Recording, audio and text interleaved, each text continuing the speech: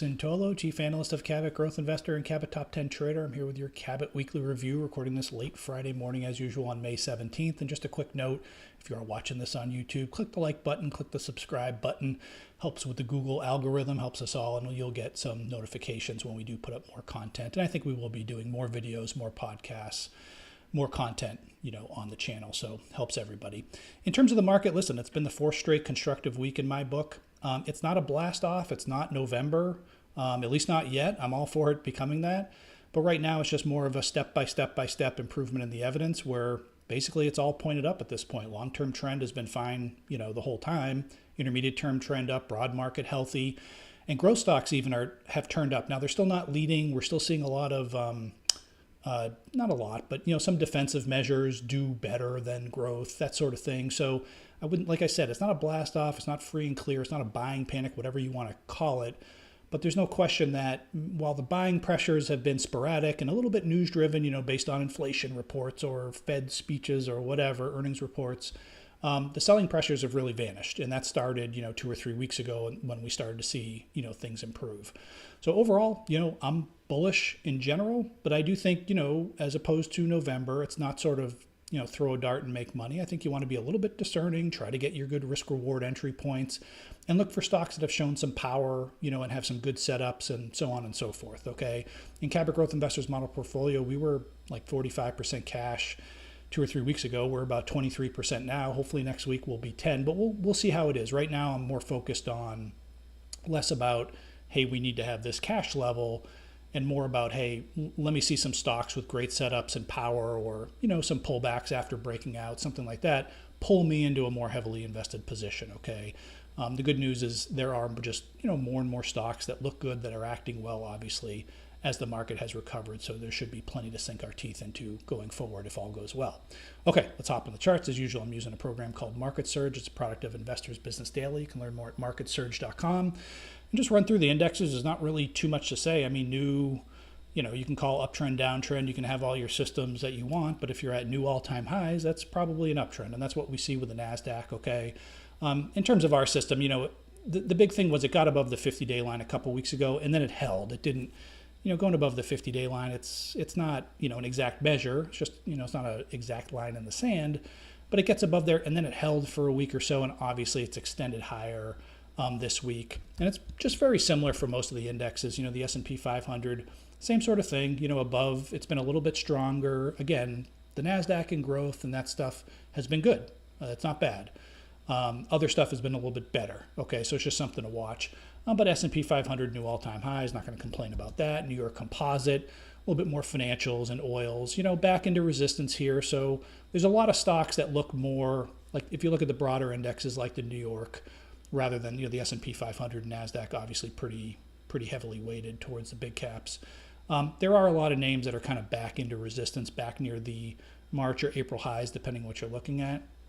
So it is just something to keep an eye on. Maybe we pull back, see how that pullback goes. But so far, obviously, there's been very little selling pressure. And then, of course, you just have, IWM continues to hack around. But interestingly, this is finally kind of near its highs. I'm not a big... I listen to everything. I don't trade. I do my own work. But it is interesting. I heard that Stanley Druckenmiller, bought a bunch of small cap calls. I didn't dig into the article, so maybe I'm a little wrong on that, but I read that somewhere online, which I found interesting. And of course, small caps have been lagging forever, but maybe if, the Fed's going to cut rates and all this stuff, they start to discount it. But either way, from the lows, it's been a nice angle of attack here on IWM, clearly above its moving averages. Same with the mid caps here. Back to its old highs, above the moving averages. So the trend is up. Okay, now the growth, indexes look a lot more like the broad indexes. Okay, so this is the Momentum Fund, which I've been growing more fond of just because kind of on a day-to-day basis, if this is up a lot, the stuff that I'm watching and own is up a lot. If it's down a lot, same thing. So it seems to be a pretty good representation. We'll see how it goes of just what I own. Nothing magic, just, own some strong stuff. Clearly the long-term trend looks great here. No problem at all. And now it's kind of come nicely back here again. It had trouble kind of getting back above the 50-day line, but this week has kind of cured that. We'll see how it does near resistance, but that looks pretty good. Other stuff you can just see, like the IPO fund, lagging a little bit. The IBD 50 index here is updated daily, but Whoops, let's get this chart back. You know, so it's, here we go. So it's just, kind of like the others back into the, resistance here. But again, above the moving averages. And given the, if we were in a long-term downtrend and we're kind of like fiddling around prior highs, I would look at that a little bit more skeptically. Given that we're still in a long-term uptrend, the broad market's healthy, you can always try to find something that's worrisome. But overall, like I said, the evidence looks pretty good, okay? And then last but not least, before we hop into the stock charts, which is the most interesting, but, interest rates here, it's a little bit of a messy chart, but this is the 10-year note. Let me see if the 5-year note, maybe it's less messy. No, it still is messy, but the chart is anyway. But the key thing here is this orange line is the 50-day line, okay, for interest rates. So this is the 5-year note, but you can pretty much look at any treasury. And it nosedived below the 50-day line earlier this week. Now it has bounced. Now you have the 200-day line. So again, there's something for everyone in the stock market. You can always look at it. But usually just on an intermediate term basis, we're looking at the 25 and the 50-day. And the breakdown here, and just overall this down move here, it looks pretty sharp. I mean, if you own this stock, I mean, maybe forget about this back here, but if you own this stock and the stock was looking this good and it pulled all the way back to the 50-day line like that, or the 200-day line broke the 50-day line, it would be a yellow flag for sure. So in the world of interest rates, that's a good thing. So interest rates might be turning down here, the intermediate term breakdown, see if that can hold. Just like we had the major indexes get above the 50-day and they held for a few days, that was kind of the sign. Let's see if interest rates can hold below the 50-day line for another, 2, 3, 4 trading sessions, okay? But that's certainly been a tailwind, okay? In terms of individual names, so we're going to start with chip stocks, which actually do look, chips have been the leading growth area, just to look at SMH first, I guess. And again, there's this old resistance here. This day right here was that day that NVIDIA had the big reversal. This is back in early March. So it's been consolidating here for a couple of months, but nice, it's perked up nicely. And again, it's just, obviously we come in next week and it's a disaster. That changes things, but so far, certainly so good. And more importantly, we're seeing a bunch of, liquid names act well. So Micron Technology had this big earnings breakout here and had a nice follow through here really into April, which was, relatively strong, not just to the market, but to the sector as a whole. Sharp pullback with the market, but held the 50-day line. And again, it hasn't been like some major like, it hit the 50-day line and roared back. It's just been kind of step by step by step by step. Now, there hasn't been a lot of volume on the upside, so we'll see how it goes. But overall, pretty nice resilience there. I'm just going to mention NVIDIA because they do have earnings next week on, let's see, May 22nd. So, I mean, that's obviously going to affect the group, I would think. But overall, again, you just kind of have this 2-month sort of consolidation. Has enough time gone by to allow it to digest this huge move? We'll find out, on earnings. But overall, it's a pretty nice setup, just taking it for what it's worth here. Taiwan Semiconductor, TSM, nice sort of double bottom base, if that's your thing. 150 kind of area was sort of resistance, that, ballpark. Had a good report late last week, Friday. I think I mentioned this last week, and reacting well. So there's a lot of chip stocks. I think I mentioned Onto is sort of a smaller metrology, inspection company, chip equipment firm, and it has had a big run in the past year with the group. I mean, that's kind of what you want to see. The original breakout was kind of way back here, so it's had a pretty big run, kind of choppy. But what I do like is you just had this sort of consolidation in here, and then as soon as the pressure came off the market this time around, it's been like smoke up a chimney, and there has been a lot of power on this one in terms of volume, so that looks pretty good. So chips are pretty good. Aerospace is another group that doesn't get a lot of attention. This is, I'm not going to give specific recommendations, but maybe on pullbacks. This is Howmet, obviously a huge earnings move. Just kind of a nice gradual uptrend, and then certainly a change in character a couple weeks ago. So maybe get some shakeout in the group or rotation. Carpenter, CRS, these have both been in top 10. Trader, again, just kind of broke out here in April when the market was struggling and has really stretched its legs. Maybe it just goes straight up. I'm all for it, but my guess is, some shakeouts in those would be interesting. Retail is probably the other group, just broad general retail, restaurants, but also some other areas that looks pretty good, the growth group that looks pretty good. So Boot Barn, I think I mentioned, they kind of reported, you can see the numbers here, sales are down. There's some lagging pandemic effects here. Sales and earnings were down in the quarter. I guess they beat estimates, but the outlook wasn't good, and the stock was going to open down 5 or 6 points. I actually took it off one of the online watch lists I had, but then when it opened, it wasn't down much and actually accelerated higher. So this is kind of an interesting name, big base, acting well.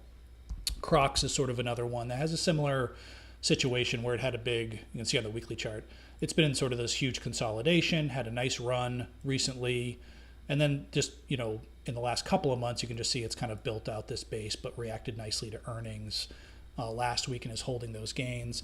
And then Fresh Pet, I keep going. This one's a thinner name. It's hard, because in the for the full day, it trades enough liquidity usually. But sometimes you check it at 10 in the morning, it's traded like 10,000 shares. So it's kind of hard to just be aware of that. But, just in general, it's had this nice uptrend. It has basically held the 50-day line. I know it got below there a little bit during the correction. Reacted well to earnings. So, do with it what you will. But nice story, nice growth. I'd love for it to be more liquid, but it's not. So anyway, retail looks pretty good. Biotech, medical, I'm looking. This is Neurocrine Biosciences. I feel like I've been watching this for a while. NBIX.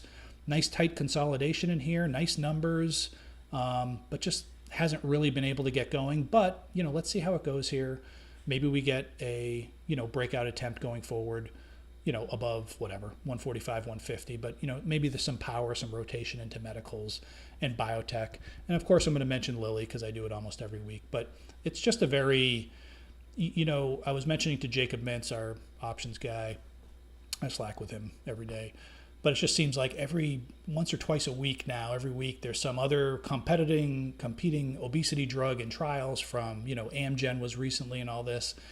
So it makes you wonder, maybe it's a little bit too obvious here, but I have to say, given the stock's had a huge run, not just recently, but, going back a year, the stock has basically not pulled back at all. It didn't even pull back 10%, I don't think. Maybe it pulled back 10% total.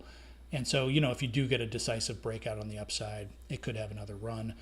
Bull market stocks, there's just a lot of names. KKR, again, it's not some sort of like blastoff, like, it's set up, it's set up like this, and then boom, it's just breaking out and goes. It's just more of kind of had this shakeout, hell, really didn't pull back much, and now it's resumed to the upside. The one I'm still interested in is Hood. Obviously with the meme stuff, which I'm not going to really talk about here, but shoot me an email with any questions. But this got caught up in that because, retail traders might be interested again. So it kind of gapped up here. That was earnings, and then it reversed. Now it's gotten a win because of meme. But then the meme stocks have come off, and Hood is still doing well. Okay, and they released some good numbers today. If you just look at the weekly chart and take out all the noise, it did have kind of an ugly week last week. What I like about this is maybe we'll see how the week closes. I call this over-the-top volume, where the stock sells off on big volume, and the next week it comes back in a big way, like it has so far, on even stronger volume. So it kind of makes it look like a shakeout. We'll see. Certainly a big base to work from. Lower price stock, so it's going to move around, but Robinhood is still a name I'm watching. Last but not least, well, a couple other things. So China, I know it's hard to trust it, but a lot of stocks are starting to perk up that have been basing out. This is PDD, which is probably one of the institutional leaders here. They do have earnings May 22nd, so next week. So who knows? But a nice kind of consolidation in here. It does have this weird, obviously it didn't react well to earnings, but looks pretty good overall. Just to show you, like JD.com, this is not something for me, but JD here is, just been in a horrible downtrend, but starting to develop, not quite.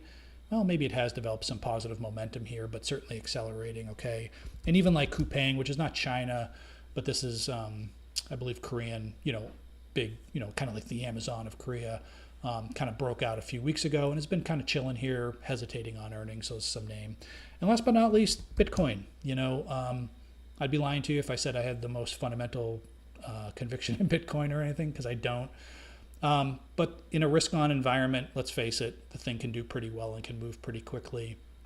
And this is IBIT, which is probably the one you want to trade. I know there's a few ETFs out there.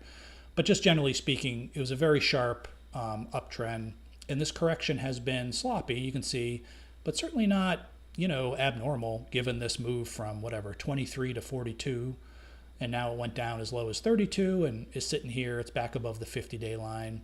Again, do with it what you will, but I just think the chart looks ready. And if it is a bull market in general and money's going to become easier, it's not that hard to think that something like Bitcoin could do well, okay? So back to the market, short term, it's been, like I said, 4 good weeks. What does that mean? Well, that's good, 4 good weeks. Maybe short term, we hit new highs. There's been some news about Dow 40,000. Maybe that's sometimes a little too obvious and the market does shake out. Maybe interest rates perk up again, a little bit at least. that can cause some hesitation. So just something to keep an eye on with the market short term. That's why I'm saying I wouldn't personally be going chasing everything right now and just saying I need to be, fully on margin. But overall, there's no question that, the long-term trend is up, the intermediate term trend is up, the broad market's healthy, and I would say leading stocks are doing good. I wouldn't say they're, like I said, they're not doing the best thing out there, but they're good. They're not bad at all. So it's kind of hard if you're going to, be negative and sell and all that. You're just fighting the evidence, which right now I wouldn't, I never advise doing, and I certainly wouldn't be doing now as the evidence is pointed up. Okay, that's all the time I have for today. Thanks for listening, and as always, come by again next week for another Cabot Weekly Review.